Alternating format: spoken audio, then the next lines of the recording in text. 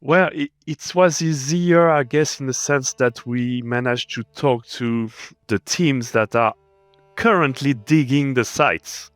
So we had first-hand information on what they were finding.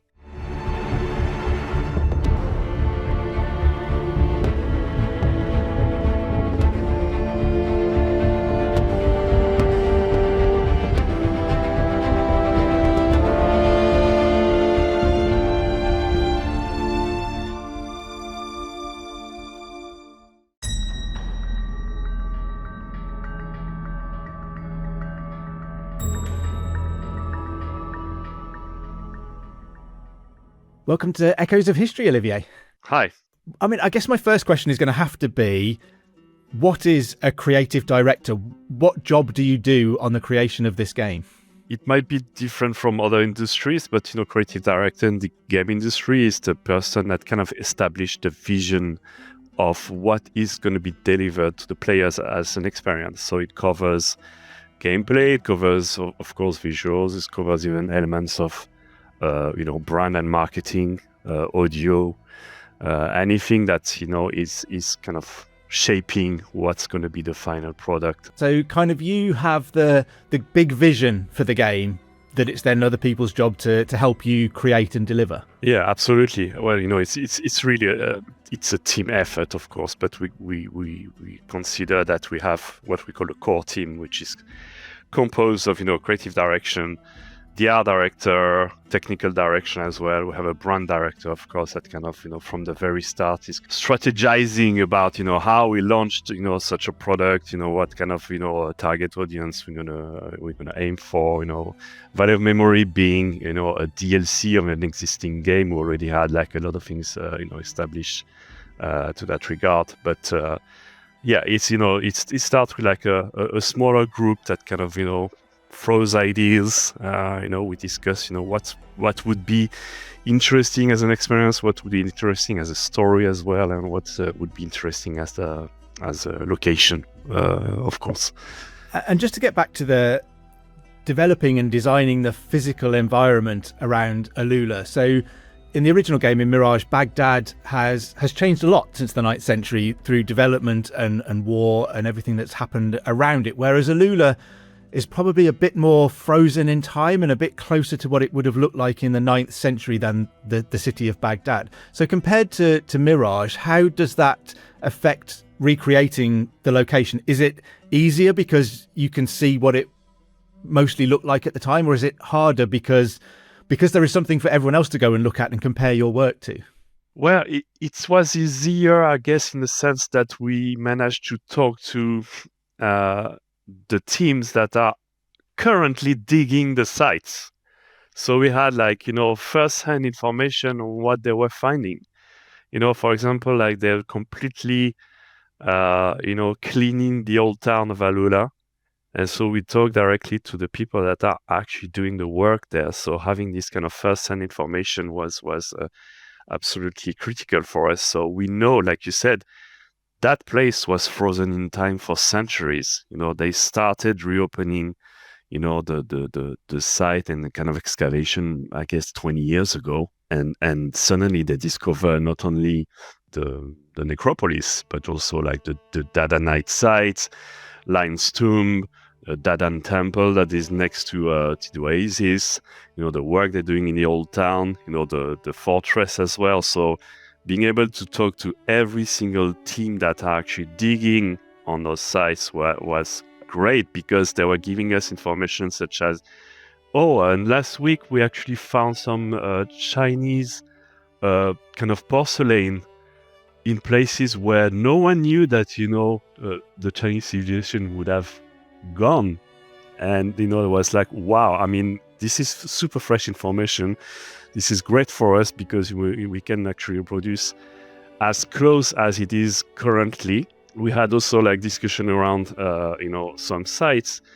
The Qasar El Farid was, the main kind of the most isolated Nabatean tomb.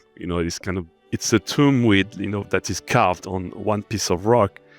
And it used to be called Qasar El Farid. And because they were translating the Nabatean, writings, they discovered that, very recently they had to change the name because they had the name of that place wrong. So they updated it. We updated it in the game. They updated the name on, if you look at Google Maps, you're going to have the same name. So we have the most recent name for that place because we were able to talk, to the archaeologist team on site. So it was a great benefit for us because we knew that we could actually check with them the authenticity of everything, and that was there's no better scenario than being able to actually talk to the expert that are on site. Yeah, I mean, it sounds like an absolute dream for you to be trying to create this world whilst archaeologists are uncovering those things from the ground. So in the game, you can visit the more abandoned areas, should we say, so Hegra and Jabal Ikmar and places like that, but you've also reproduced the Abbasid Old Town, and presumably this archaeology has really helped with that in getting a sense of how buildings were laid out there, and perhaps even, you mentioned there Chinese pottery and things, the household items that you can put within buildings in the game. Presumably it helped you to get all of that as authentic as possible. It did, and actually it allowed us to correct some things because we built Baghdad. We are in the same kind of era. Basically, if you play Mirage, you're in the 9th century Abbasid Caliphate. We're not exposing the player to another period. It's the same period. There's basically a 3 months trip from Baghdad to AlUla if you're traveling, in a caravan. So it's definitely the same era. It's the same, the caliphate actually is ruling that place as well. So we have the same codes as you have in Baghdad, but you have some really specific elements that we had to modify along the way by checking with the archaeologists. For example, we had placed a lot of moucharabieh on the house facades, and we were told to remove them because it's a very specific thing that you find in Riyadh but you would never find in AlUla. So we had to correct some elements that were very specific to the place. There's another element that is very specific, is on the rooftops. There's like this little ledge made of mud bricks with like a kind of a triangular pattern that is made to kind of hide you if you're sleeping on the roof, but kind of allows the wind to kind of refresh you as well, going through like almost like a see-through wall that allow basically air to circulate. So we didn't know that specific element, and that's something that they definitely brought to us during the development. That seems like a real benefit for you, but it also potentially means that geographical accuracy is necessarily outweighing artistic license. Do you feel like you had a bit less kind of wiggle room, a bit less artistic license in the creation of this game because the archaeologists are able to tell you so many specifics?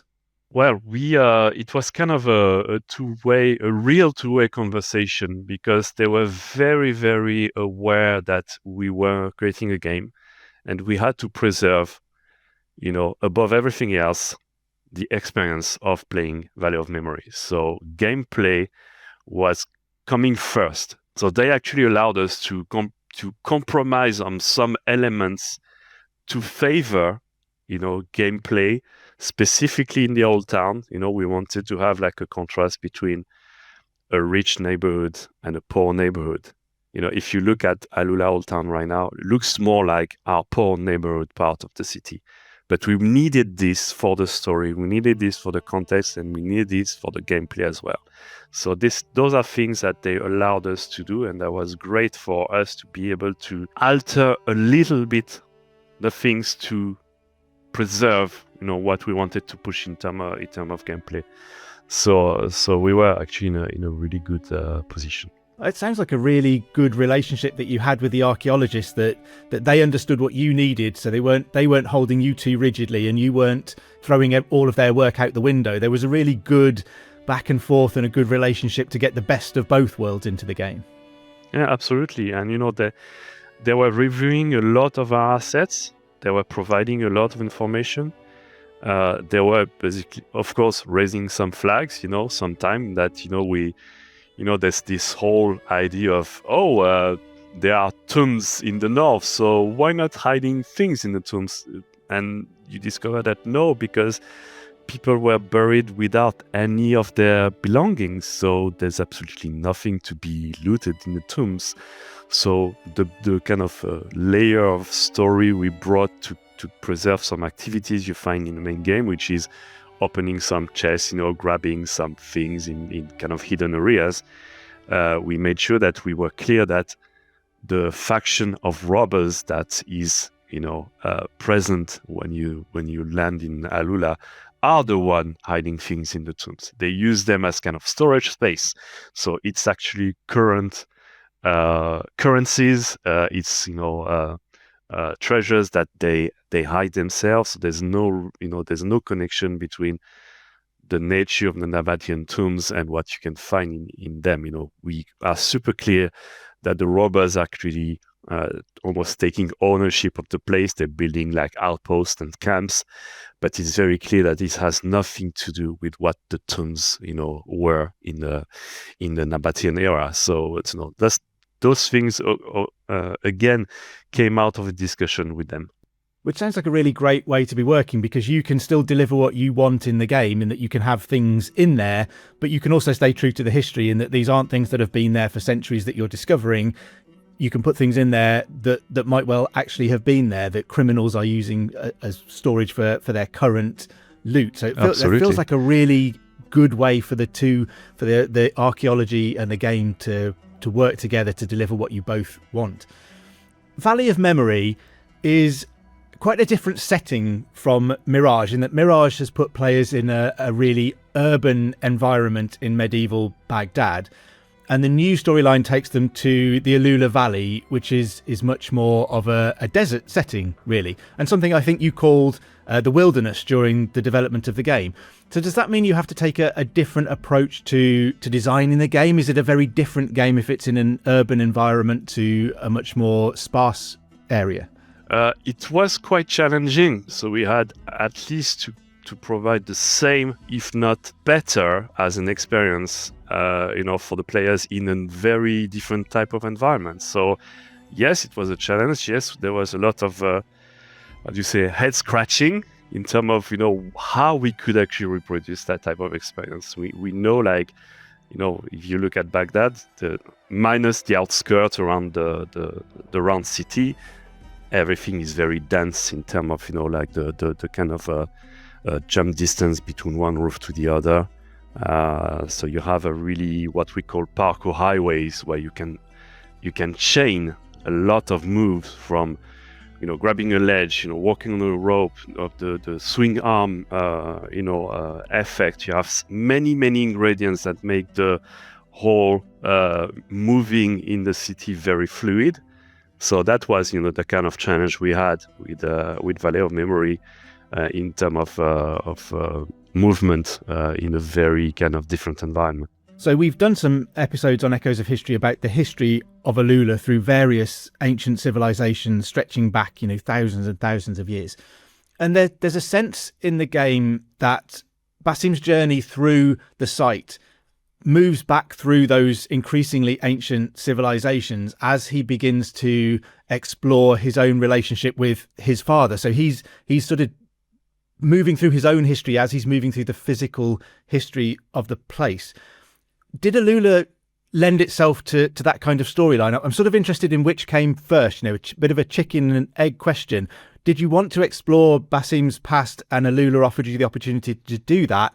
Or was it that AlUla spans this whole long stretch of history with different civilizations that made you think, this could be a good way to explore Basim's backstory? I think we had AlUla on a short list when we were thinking about locations for the main game, but we picked Baghdad because the layout of the city and the kind of experience it would provide in terms of parkour. But I think the reason why we went back to AlUla is very tied to the story of Basim and his father. The reason is Ishaq is or was the Khalifa architect. He's the one that built the Great Mosque of Samarra. But in his journey out of, Samarra, he went onto a tour of Greek architecture, sites. He went to Cordoba. He went to Egypt, and he kind of finally landed in AlUla in search for architecture marvels. And of course, the Nabatean tombs were something he wanted to see. So the reason why his father is here is first because he wanted to see, the tombs of AlUla. So that's a kind of first point of anchor for us. And again, the fact that Basim is looking for his father, but he's also looking for answers about his past, about, what happened to his dad. The progression, let's say geographically during the game, you go from the very south of the world to the very north, where you end your quest, confronting a character called Nimlot, is going from something that is known to Basim, like city environment and oasis, something that he knows, he experienced. So he looks for his father in this area first, and then he progresses towards the north, a bit towards the unknown, discovering things about his father, of course, but also things about, all the civilization that kind of lived in AlUla, starting with the Nabateans. So there's kind of a natural progression from south to north that is very tied to how the story develops, around the search for his father. Yeah, it's a fascinating way of tackling it that works really, really well, that the site sort of reflects Basim learning more about himself and his family as he learns more and more about the site and explores more and more of the area. And you mentioned there the tombs. So the tombs at Hegra are a really interesting part of AlUla. There are, I think, 105 tombs altogether at Hegra, and there aren't that many in the game. So I wonder how tempted you were to think, no, that's it, we're going to create an exact replica of 105 tombs at Hegra, much as Assassin's Creed did with Notre Dame, when they absolutely recreated every corner of Notre Dame. Were you tempted to do that? And how do you sort of rationalize paring it back and not doing all of the Hegra tombs? So of course we were tempted, and when we discussed with experts on site, they were telling us about, and you should include this and you should include that, but we had a limited footprint, for the playable area. We had to actually compress a lot of the terrain. If you look at the map, the distance between, the old town and Dadan city, of course, are not the actual ones. We kind of, compress a lot of things. So we had to compromise on the number of tombs that we would showcase. So we concentrated our efforts around let's say the main big islands of tombs, selecting those first, and maybe, kind of not considering, including the others, because we actually ran out of space. Simply put, if you, I think if you're driving from the old town to the actual site, it's probably a 20-minute drive, and we don't have this distance in the game. So, we had to compromise on numbers like this. We wanted to showcase, the highest point that is overlooking the Harat viewpoint, but again, it's out of the actual playable area for us. So at some point you really have to say, okay, we cannot reproduce. It's not a one-to-one world because we don't have the space to do so. And I suppose as well, a lot of the tombs at Hegra are pretty much identical. So, you'd be copying and pasting the same room, and there's a point at which that's no longer fun for the player to be wandering through a whole load of rooms that are basically exactly the same and aren't adding too much to the story. That's where the fantasy layer comes into play. That's where we bring the the robbers faction. One of the, I think it's Jabal Alamat, where we placed a small outpost. We created a quest here, which is about freeing some animals that are in cages. So the whole mission here is to help someone to free the animals. So it's another set of tombs, but we added an extra, kind of a fantasy story layer on top of it that has to do with, the main faction that's occupying the land. So we do that in a lot of those tombs. Sometimes it's about, just finding, a chest. There's some very, very, like what we call micro stories that we place in those graves. So, like you said, it's not boring to revisit, the same looking tomb.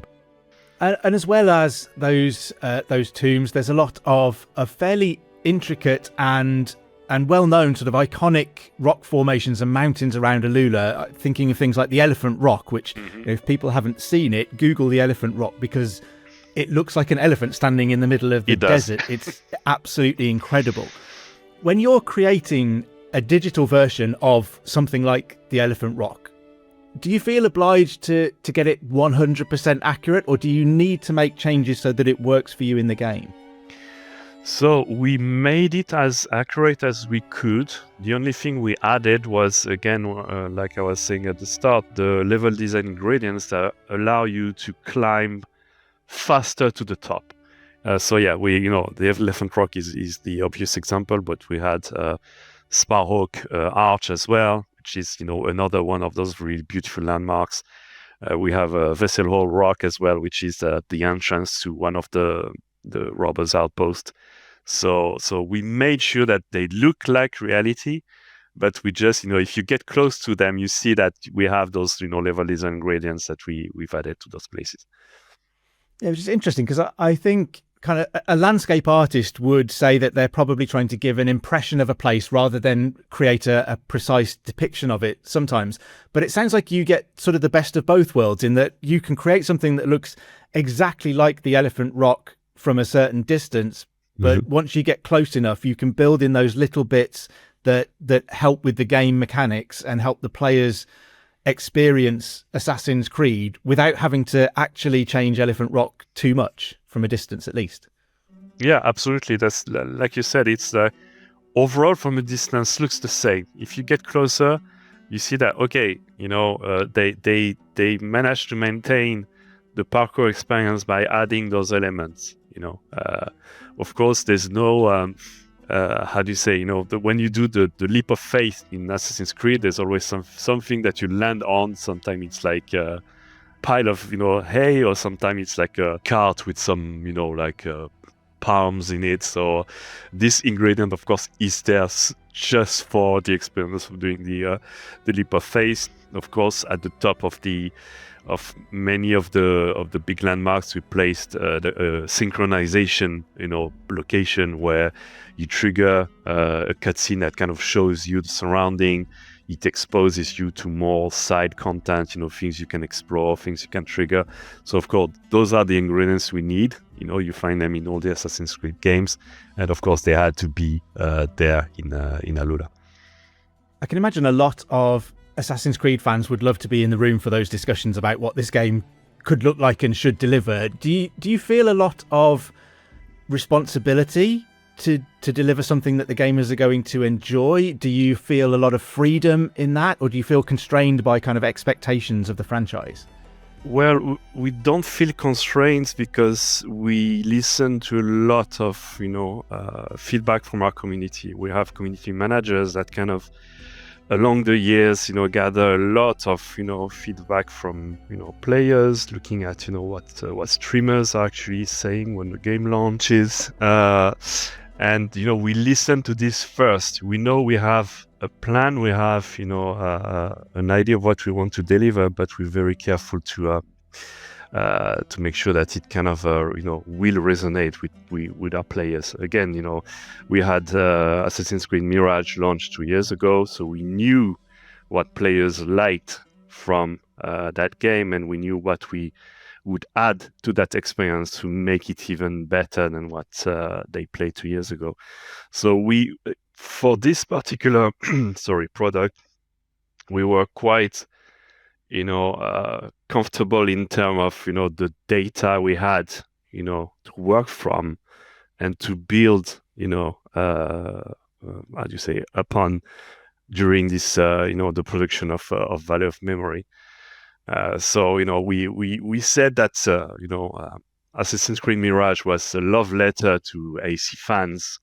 And when we said it, sounds like kind of a marketing kind of, phrase, but it actually resonated well with the community, and people were like, "Oh yeah, it's a little bit back to the original AC experience." We kind of reduced, the RPG experience towards, more like action adventure type of game, and that's what we did. We continued this with Valley of Memory. So Valley of Memory is sort of the PS at the end of the love letter, reinforcing the love letter. It is. We used to say it's another page to that letter that we're adding, for the fans, basically. But yeah, that's definitely it.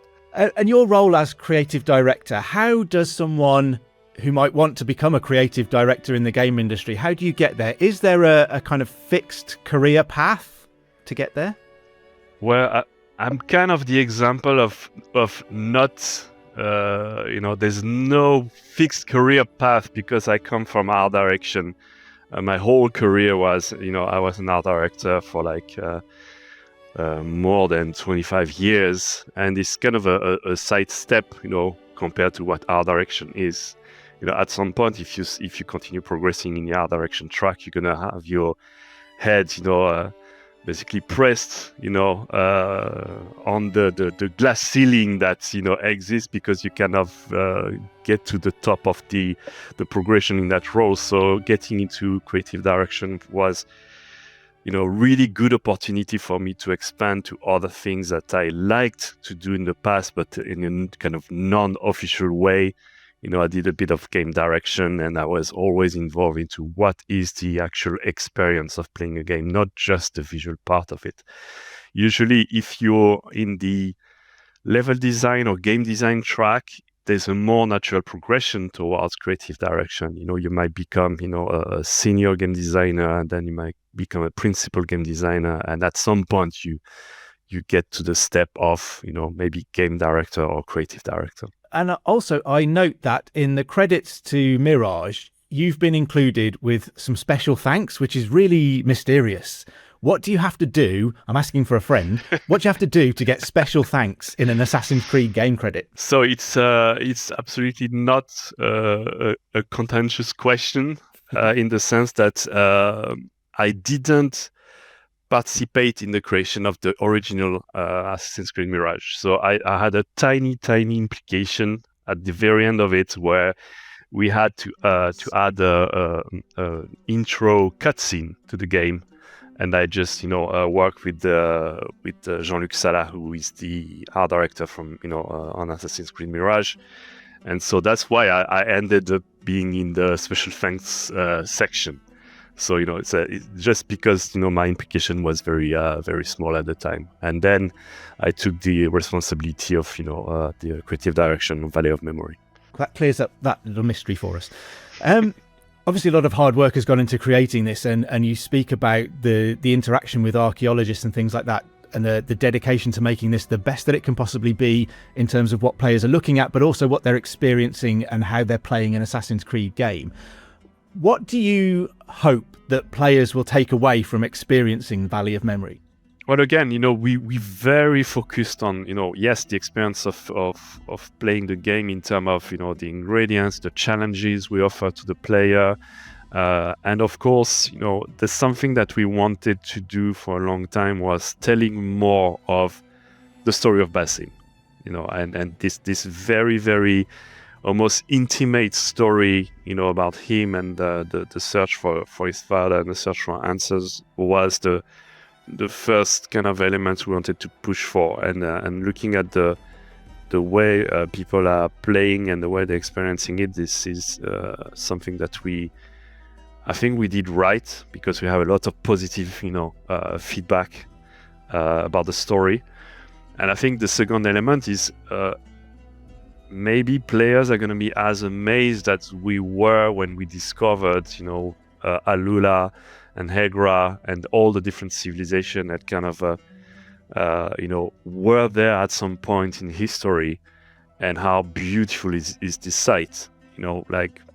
no one like 20 years ago knew that there was almost the equivalent as Petra in the middle of the desert in a place called Hegra, and that place was the place where Nabateans moved when the Romans invaded Petra. So this was a rediscovery for us, and I hope it's going to be the same discovery for players.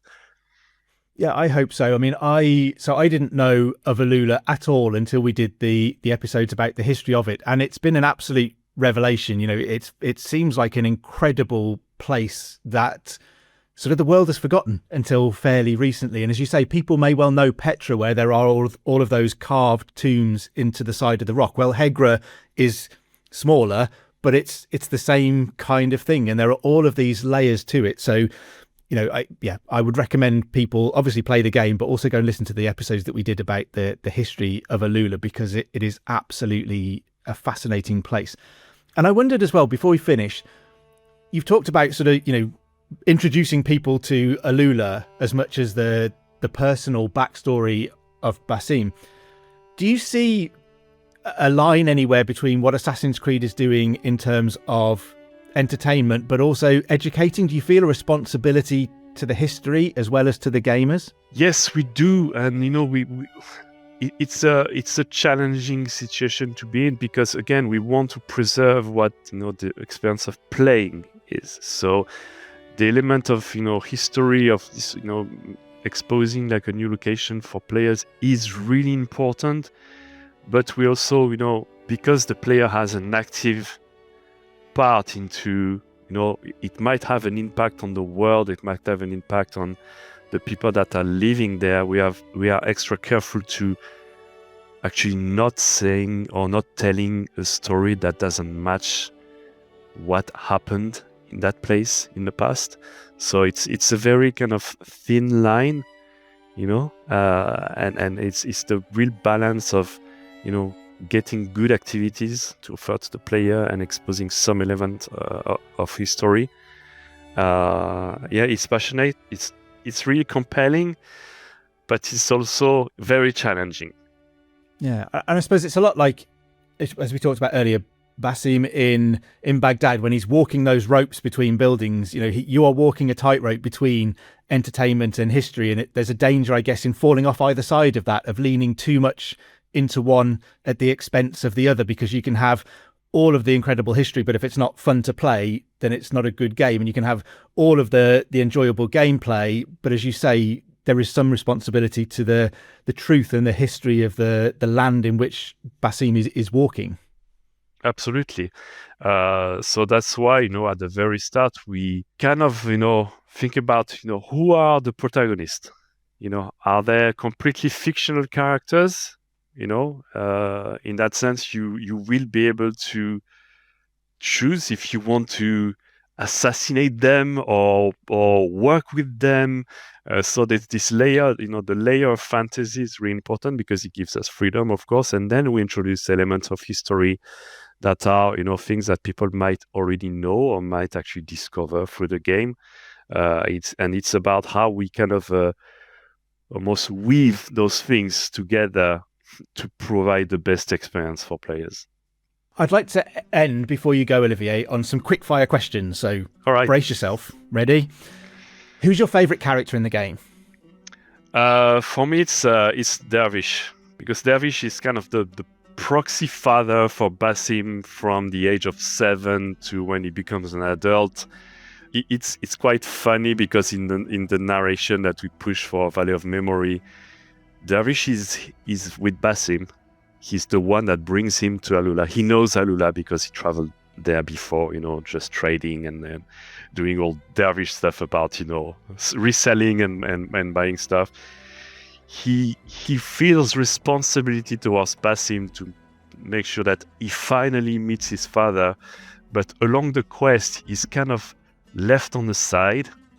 And it's probably very frustrating for him because I think he wanted to meet Ishaq again, because he's the one that, took Basim, when he was 7, and he wants probably to have, answers as well from Ishaq, but he's kind of left on the side for the whole quest. And if you look at the character and what he says, you feel that it's very frustrating for him because he feels he needs to get something out of it and he gets nothing. And the reason why we did that is if you play Valley of Memory, at the very end you see Isaac disappearing, and when Basim goes back to the tent camp, he tells Dervish, but I'm not even sure that I actually met him. So it might have been a manifestation coming from his desire to meet his father again. So he disappeared almost like a mirage in Mirage at the very end of the game, and I think that was very clever from our writer to write this character and the interaction with Basim that way. So yeah, Davis is my favorite character. Yeah, something fascinating to look for when you're playing the game. What's your favourite viewpoint or location? If you could advise players to go and stand in one place in the Valley of Memory, where would you tell people to go? I would say if you are the entrance of the Jabal Ikma, with all the writings, we have this kind of iconic, standing rock in the middle of this canyon. So I love this place because it's, if you look at, most of the pictures taken in Jabal Ikma, you see that viewpoint. It's super iconic, and we managed to reproduce it as best as we could.